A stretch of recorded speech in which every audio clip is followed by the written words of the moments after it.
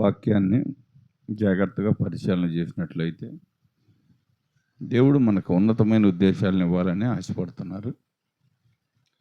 ఇప్పుడు మొదటి పేతురు గ్రంథం, మొదటి పేతురు పత్రిక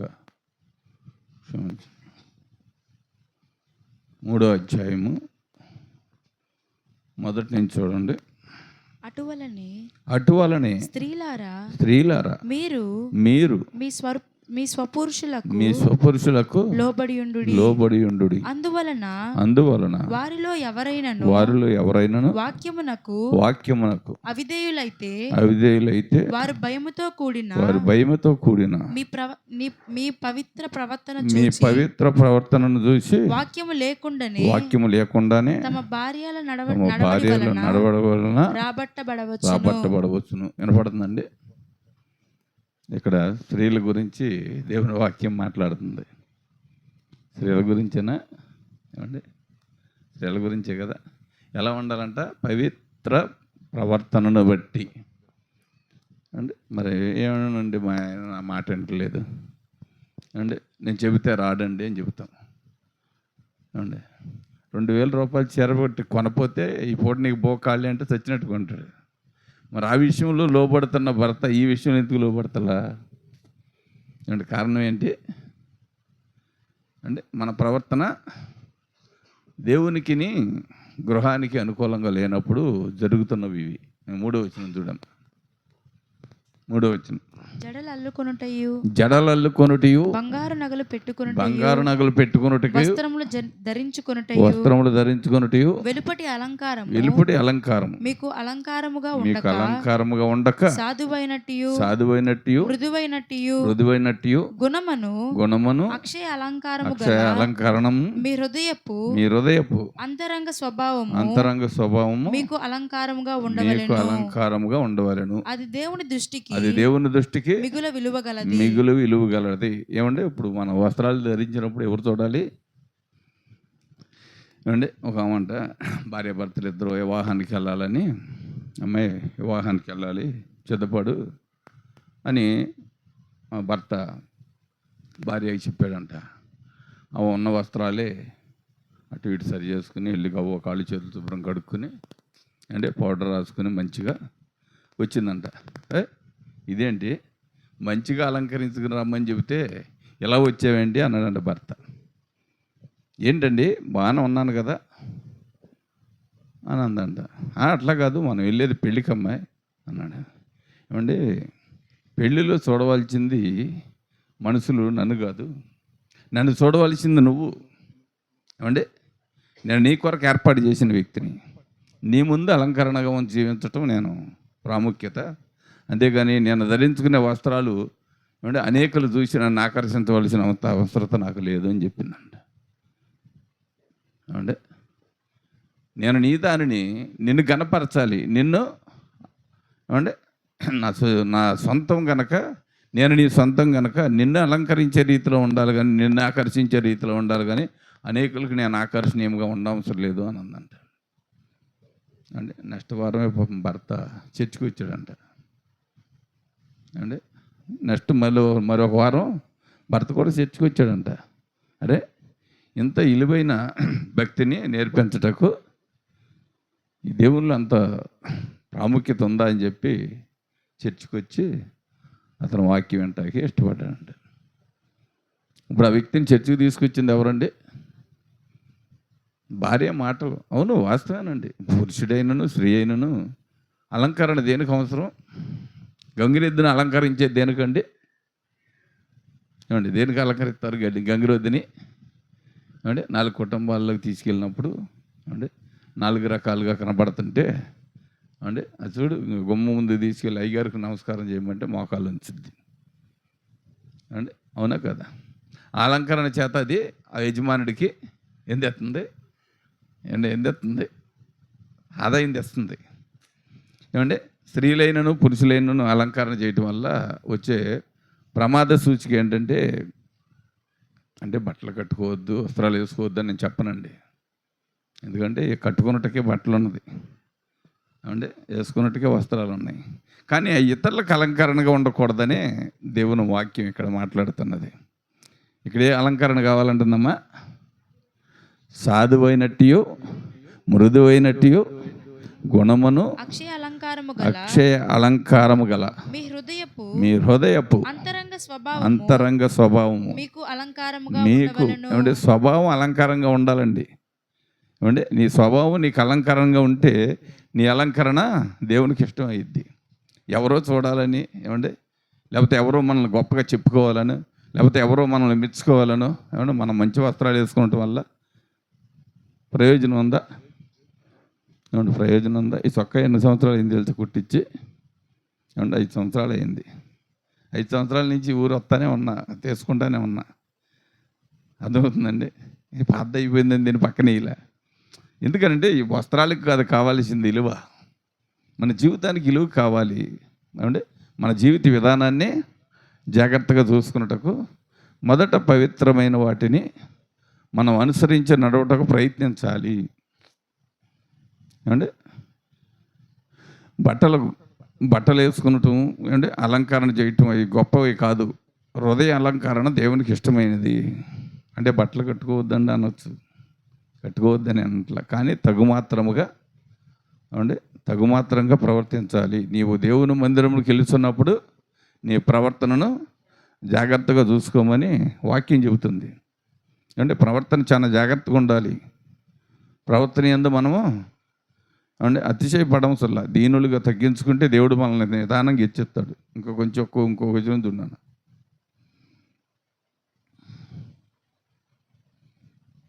చూడమ్మా, ఇంకొక వచ్చిన చూడు కిందకి.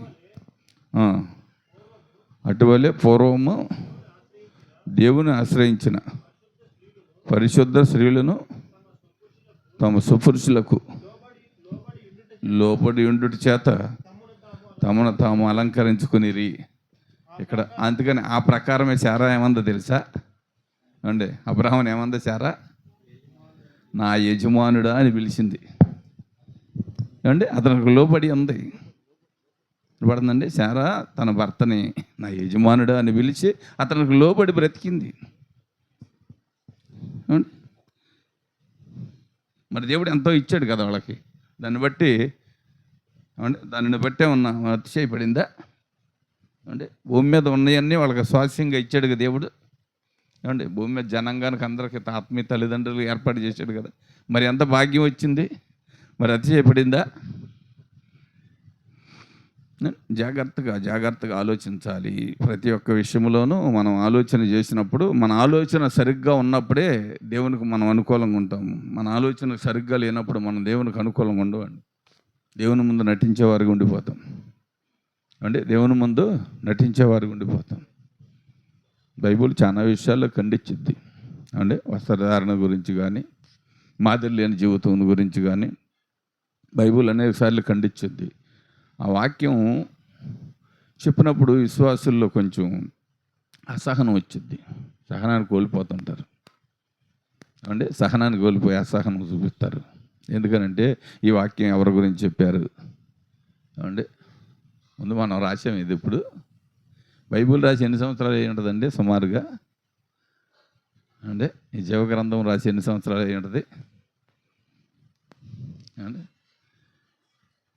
ఇప్పుడు క్రీస్తు శకం వచ్చి అప్పుడే 2025 సంవత్సరాలు అయిపోయింది కదా. అంతకు ముందే ఉందగా బైబిల్ ఉందా?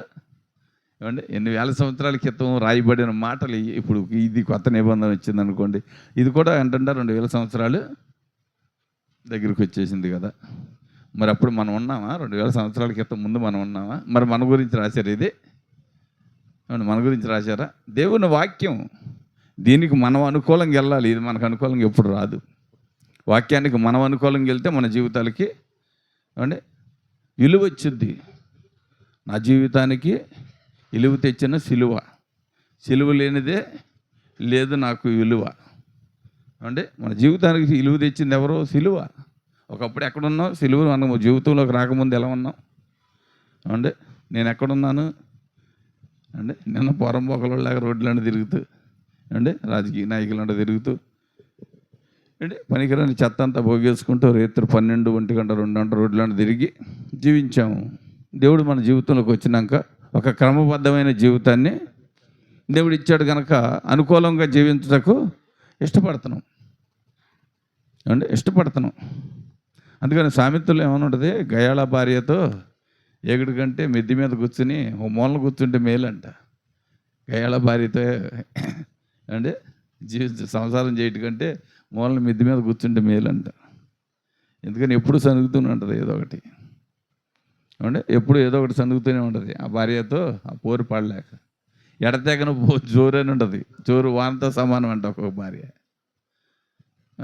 అనేకమైన వాక్యాలు దేవుని జీవగ్రంథంలో రాయబడి ఉన్నవి. ఇప్పుడు మనం ఏ అలంకారాన్ని కోరుకుంటున్నాం? ఏ అలంకారణ అండి? మా పిల్లలకి మంచిగా మంచి వస్త్రాలు వేయాలి, మంచిగా అందరికంటే ఉన్నతం. అది కాదండి కావాల్సింది. మన బిడ్డలు అందరికంటే విలువైన వారుగా ఉండాలి.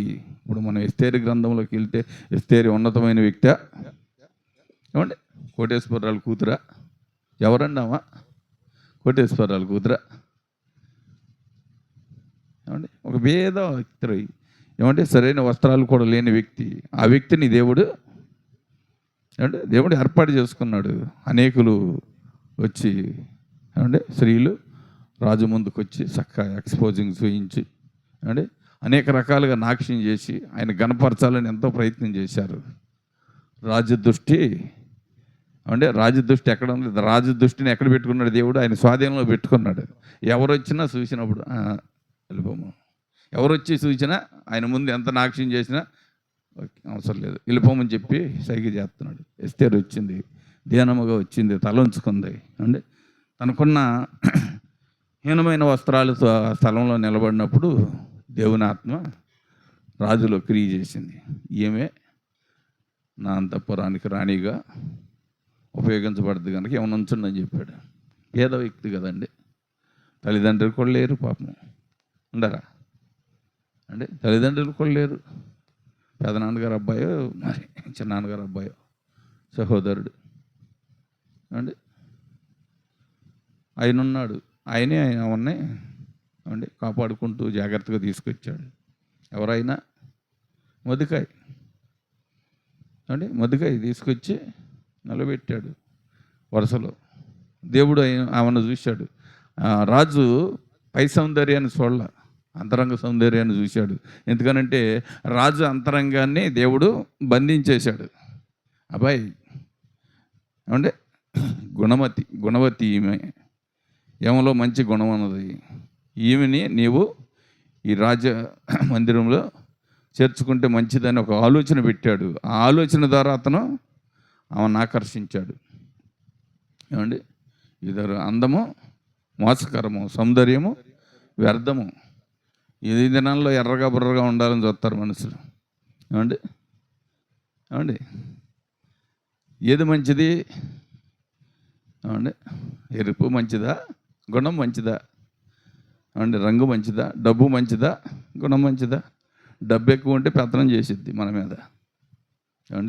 డబ్బు ఎక్కువ ఉన్న కోళ్ళు వచ్చింది అనుకోండి, అత్తగారి మీద మామగారి మీద పెత్తనం చేసిద్ది. మనకంటే తక్కువ వ్యక్తి వచ్చింది అనుకోండి, మనం జ్ఞానవంతులం అయితే వాళ్ళ జ్ఞానాన్ని నేర్పుతాకు అవకాశం కుదురుద్ది. అదే ఉన్న వ్యక్తి అనుకోండి, చెప్పేవాళ్ళు ఎలా మాకు తెలుసు కానీ నేను కొనుక్కున్నాము ఆయన్ని, నువ్వెవరు? నువ్వు చెబితే నేనేంటి? అంతే కదండి. ఇప్పుడు సంతలోకి వెళ్ళాము ఉదాహరణకి, మంచి ఎడ్డు కనపడి అనుకోండి, పొలం దున్నుకుంటాకి డబ్బులు ఎట్టుకుంటాం. కొని అవతల వ్యక్తికి మనం గరణంగా చెబుతాం, ఏంటో ఊరిని ఇచ్చామండి, వాళ్ళు ₹1,00,000 జత డబ్బులు ఎట్టు కొనుక్కున్నా అంటే అమ్ముడిపోతున్నాం మనం. డబ్బుకి అమ్ముడిపోవటం వల్ల వాళ్ళు పెత్తనం చేస్తున్నారు. అవునా జయమా? వాస్తవం కదా. ఎప్పుడైతే అమ్ముడిపోతామో అప్పుడు వారు పెత్తనం చేస్తారు. మనం జాగ్రత్తగా ఉంటే వారు మనకి లోబడతారు. పొద్దున్న సహోదరుడు చెప్పాడు కదా, నయోమి వార్ప ఋతువుని గురించి చెప్పాడు కదా. చెప్పాడా? ఋతు ఎవరిని నమ్మింది? ఋతుకి ఎవరి భయం ఉంది? దేవుని భయం ఉంది. సరే నేను కూడా వెళ్ళిపోతాను, వృద్ధురాలైన నా అత్త ఏమైపోద్దు, సరే ఏదో జరిగిపోయింది, అది మా టైం బాగాలేదనుకుంది. అంటే తను కట్టుబడింది, నీ దేవుడే నా దేవుడు, నీ జనమే రాజనము, నీవు నిన్ను పాతిపెట్టిన స్థలంలో నన్ను కూడా పాతిపెట్టాలి, నేను అక్కడే ఉంటానంది. అంటే ఓర్ప ఏం చేసింది, అక్క మంచి శ్రేష్టమైన జీవితాన్ని ఇచ్చావు అత్తగారు అని ఒక ముద్దు పెట్టుకుని అంటే రెక్కలు కట్టుకుని ఎగిరిపోయింది పక్షిలాగా. అర్థమవుతుందండి. ఇది ఎన్నాళ్ళు మరి కట్నం తెచ్చండి, కోడళ్ళు కూడా అంతే అంటే ఉంటే నాతో ఉండమను, లేదనుకుంటే గుడ్ బై నీకు నీ కొడుకు అని చెప్పి వెళ్ళిపోతారు. ఎందుకని బంగారం తెచ్చిద్ది, డబ్బు తెచ్చిద్ది, అంటే మంచి రంగు తెచ్చిద్ది, అంటే మంచి హోదా తెచ్చిద్ది, అయ్యే గొప్ప. అదే తగ్గించుకున్న ఎస్తేరి రాజగృహంలోకి కూడా భయపడకుండా వెళ్ళింది. ఎందుకు వెళ్ళిందంటే తన ప్రజలను కాపాడుకున్న కొరకు, అంటే యోధులను కాపాడటం కొరకు. రాజు శాసనం ఏమనుంది, ఎవరైనాను రాజ్ఞాజ్ఞ అపాయింట్మెంట్ లేకుండా ఎవరైనా ద్వారబంధం దగ్గరికి వస్తే తల నరికి ద్వారబంధానికి ఏడాలు కట్టాలి. అలాంటి పరిస్థితులు ప్రమాదంలో కూడా అంటే లెక్క చేయకుండా వెళ్ళింది.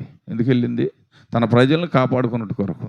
ఏమో నేను సుఖభోగాలతో బ్రతుకుతున్నాను కదా, చక్కగా ఆస్తి తొలదూగుతుంది కదా, నేను బాగానే ఉన్నా, వాళ్ళు ఏమైపోతే నాకెందుకు, వాళ్ళు దేన దరిద్రులు అనుకోలేదండి. ప్రజలను కాపాడుకోవాలి అంటే ఒక క్రైస్తవ జీవితం కూడా అంతేనండి. ఒక ప్రార్థనాపరుల జీవితం కూడా అంతే. కుటుంబం కొరకు వారిని తగ్గించుకోవాలి. అందుకే అన్నాడు, ఒకవేళ నువ్వు రాజభవన్లో ఉన్నావని నీవు అనుకుంటున్నావేమో, కానీ మమ్మల్ని కాపాడగలిగిన మా దేవుడు మాకున్నాడు, మేమేం భయపడం, జాగ్రత్త అని చెప్పి వార్నింగ్ ఇచ్చాడు. బతిమలాడా అంటే క్రైస్తవుడు బతిమలాడు ఉంటాడా అంటే జీవము గల దేవుడు ఉన్నాడు, ధైర్యంగా మాట్లాడాడు. అందుకనే మన జీవితంలో ప్రతి ఒక్కదానిని నీవు నేను జాగ్రత్తగా చూసుకోవాలి. ఇప్పుడు మనం పాత నిబంధనలు చూస్తే ఏమండి, 2 ప్రవక్తనీయులు ఉన్నారు. ఎవరెవరు చెప్పగలరా? 3.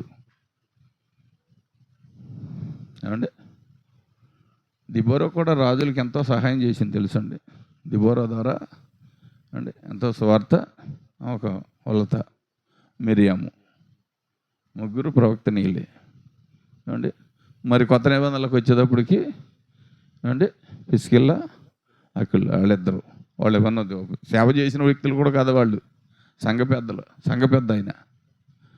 పెద్ద భార్య భర్తలు ఇద్దరు కలిసి ఎంతో పనిచేశారు. అంటే సేవ చేయటానికి పెద్ద మెట్టు అవసరం లేదండి. భార్యాభర్తలు ఇద్దరు ఐక్యత కలిగి ఉండాలి, భార్యాభర్తల మాట ఒకటై ఉండాలి, దేవుని పరిచర్యలో లోబడేవారు అయి ఉండాలి. అప్పుడు ఆ సంఘానికి అంటే అక్కడ ఉన్న ప్రజలకి అది ఒక ఆదరణగా ఉంటుంది. అవయా నీ దారి నువ్వు చేసుకుని నా దారి నేను చేసుకుంటానంటే అది దేవుని రాజ్యానికి ఉపయోగపడేది కాదు.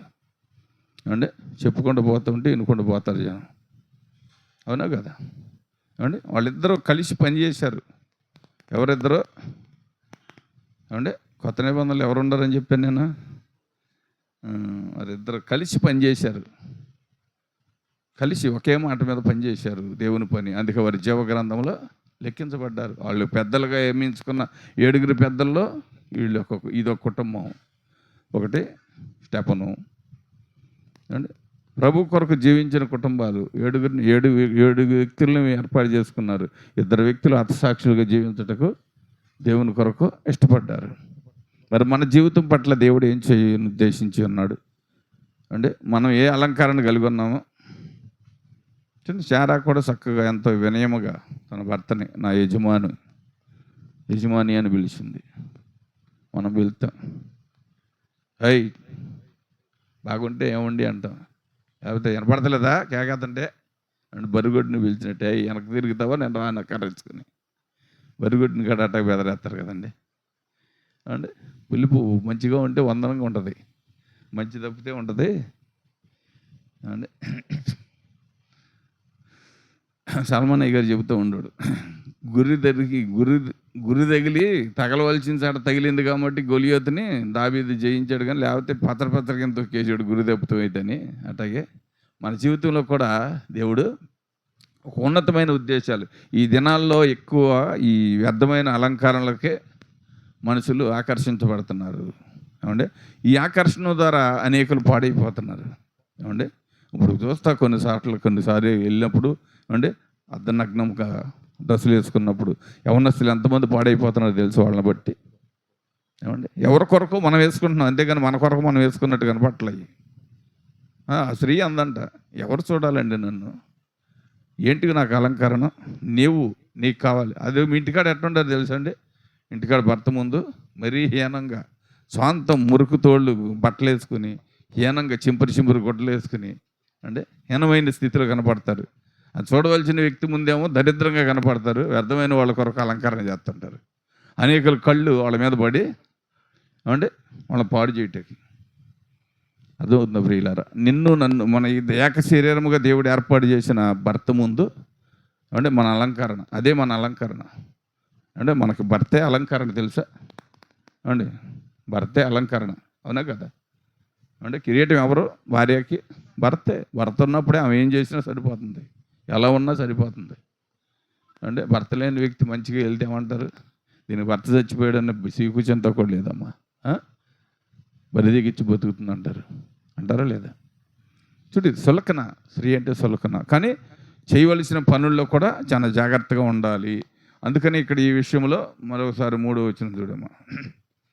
జడలు అల్లుకునుటయు, బంగారు నగలు పెట్టుకునుటయు, వస్త్రములు ధరించుకునుటయు, ఎలుపటి అలంకారము మీకు అలంకారముగా ఉండక, సాధువైనట్టు మృదువైనట్టు అయిన గుణమును అక్షయ అలంకరణ గల మీ హృదయపు అంతరంగ స్వభావమును మీకు అలంకారముగా ఉండవలను. వినపడుతుందండి. ఇప్పుడు పాడైపోవడానికి కారణం కూడా ఇంకోటి చెబుతాను నేను. ఏమంటే సంఘాల్లో స్త్రీలు పాడైపోవడానికి కారణం కూడా చెబుతాను నేనండి. ఈ యూట్యూబ్లో వస్తున్నారు కదా అంటే పెద్ద పెద్ద పాస్టర్లు, వాళ్ళు ఎక్కడెక్కడికి వెళ్ళి శుభ్రంగా అన్నీ చేయించుకొని చక్కగా నీట్గా వేసుకుని ఒక న్యాప్ కప్పుకొని వచ్చి దేవుని గురించి ప్రకటిస్తున్నారు. వాళ్ళని చూసి అది టౌన్ వాళ్ళకి కొంచెం ఇబ్బందిగా అనిపించదు, ఎందుకంటే టౌన్ అలంకరణ అర్థమవుద్ది కాబట్టి. పల్లెటూరు నీళ్ళు చూసి ఇప్పుడు ఎట్టుందంటే పులిని చూసి నాకు కోతలు పెట్టుకుందంట అండి, పులిని చూసి నాకు కోతలు పెట్టుకుందంట. అట్టుంది ఇప్పుడు. అమ్మగారే వేసుకుంటే లేదు, మనం వేసుకుంటూ వచ్చిందా, కానీ అంటే అమ్మగారి కంటే మనం ఎక్కువ వేయాలనుకుంటున్నారు జనం.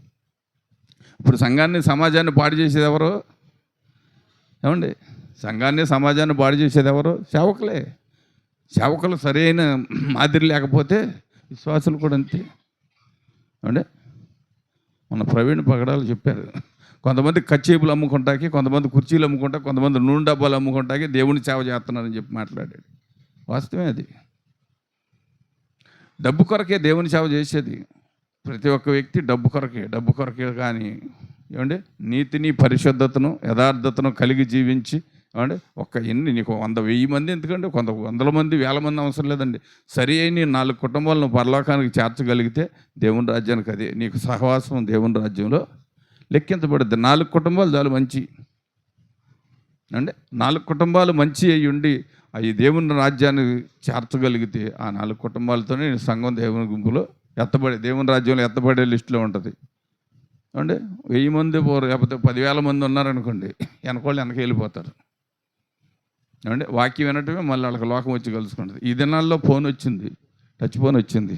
అదేమంటుంది, ఉదయకాలం లెగుతుగానే అంటదంట, కళ్ళు తిప్పరా, కళ్ళిప్పు చూడు, నన్ను చూడండి మనిషి ఉండాడా ఈ భూమి మీద, నేను కాకుండా దేవుని వాక్యం చూస్తా కూడా ఫోన్ చూస్తారు, దేవుని వాక్యం వింటా కూడా ఫోన్ చూసేవాళ్ళు ఉన్నారు. మరి వీళ్ళు పరలోకానికి వెళ్తారా వెళ్తారా? ఇప్పుడు మనకి ఎవరికి కనపడదు, కానీ దూతలు వీడియో తీస్తాయి మన చుట్టూ. ఏమంటే దేవదూతలు వీడియో తీస్తాయి.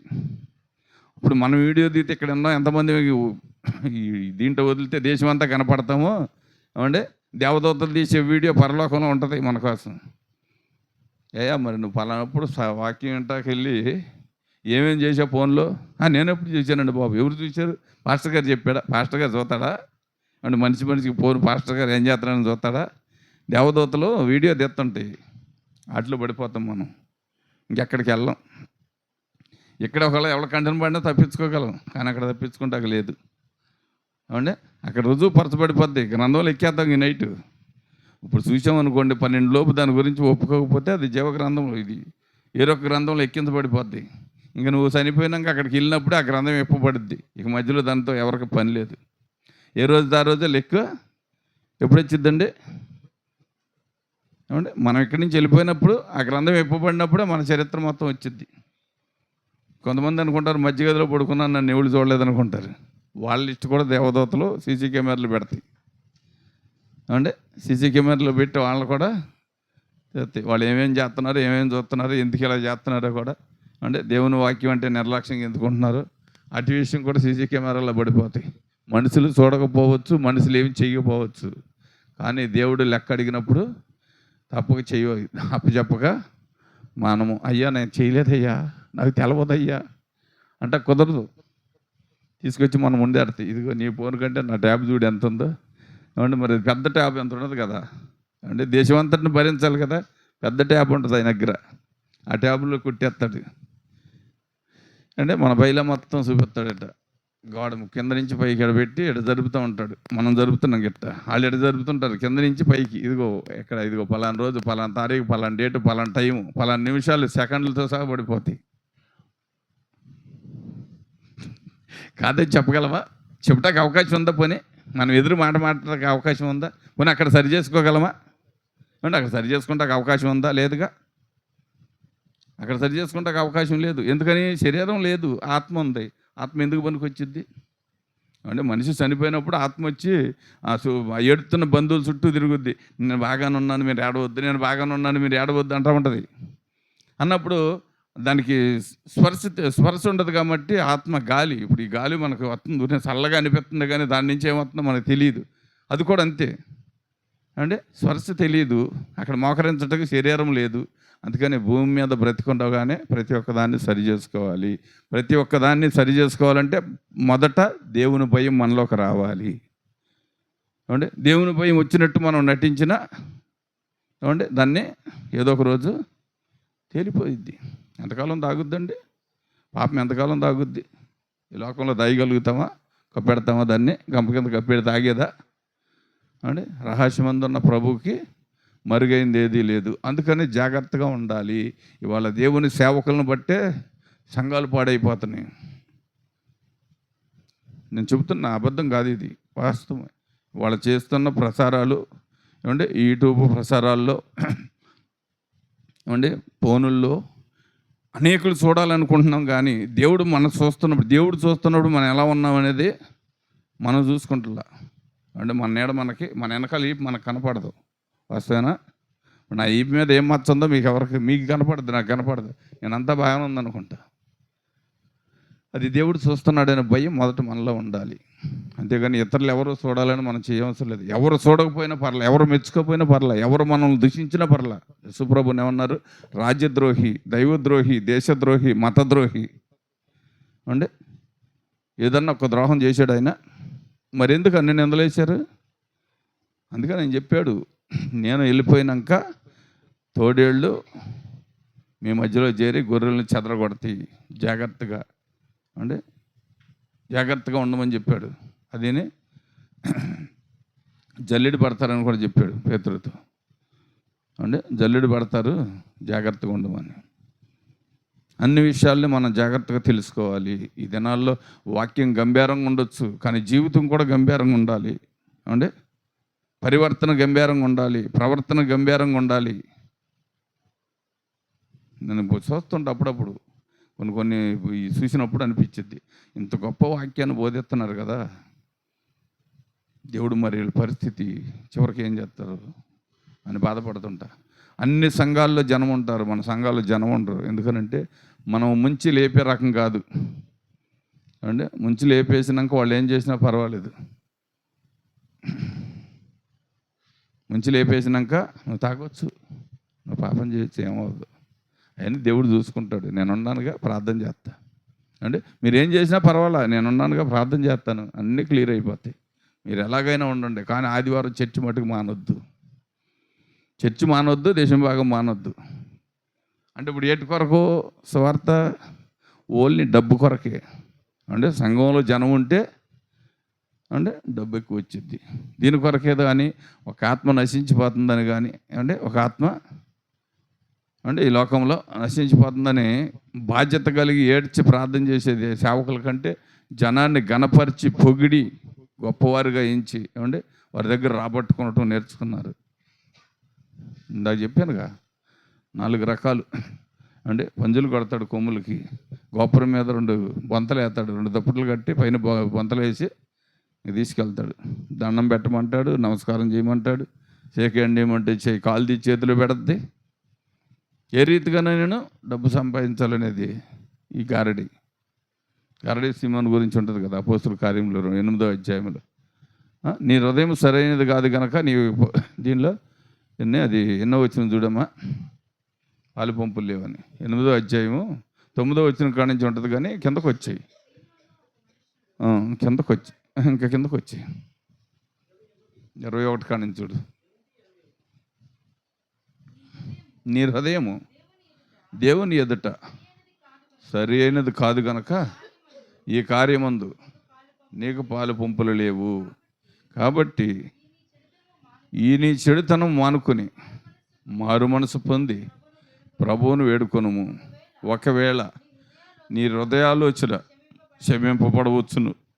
నీవు ఘోర దుష్టత్వములోను దుర్నీతి బంధకములలోను ఉన్నట్లు నాకు కనబడుతున్నది నాకు కనబడుతున్నది అని చెబుతున్నాడు. అంటే ఘోర దుష్టత్వం. ఈయనేం కోరుకుంటున్నాడు అక్కడ పిలుపు పేతురు వీళ్ళు చేసిన అద్భుత కార్యాలు చూసి, అయ్యా ఎంత డబ్బైనా పర్వాలేదు, నేను అక్కడ ఎవరి మీద చేయలేదు వాళ్ళకి స్వస్థ చేయాలి, నాకు కలిగిన ఏంటి బంగారం అంతా ఇస్తాను అంటున్నాడు. ఆయనకు సంపాదించింది కాదుగా, ధ్యానం దగ్గర దోచుకున్నదేగా, గారడీ పనులు చేసి ఇచ్చేస్తాను. అంతేగాని నేను కష్టపడి ప్రార్థన చేస్తాను, ఉపవాసం ఉంటాను, కన్నీరు విడుస్తాను, దేవుని చిత్తం ఏంటో తెలుసుకుని చేస్తానని చెబుతున్నా. నేను కూడా ఎవరి మీద చేతులైతే వాళ్ళ మీద స్వస్థ వచ్చేలాగిన నాకు కూడా వరం ఇవ్వండి. వరం దాచిపెట్టిందా వరం? ఆ వరం కావాలంటే ఎవరి దగ్గరికి వెళ్ళాలి? దేవుని దగ్గరికి వెళ్ళాలి. సొంతలో దొరికిద్దా? పెద్ద పెద్ద కిరాణా షాపుల్లో దొరుకుద్దా వరం? డబ్బు పెట్టుకుంటాకి. నీ ఎండి బంగారమున చూడమ్మ ఇంకెందుకు.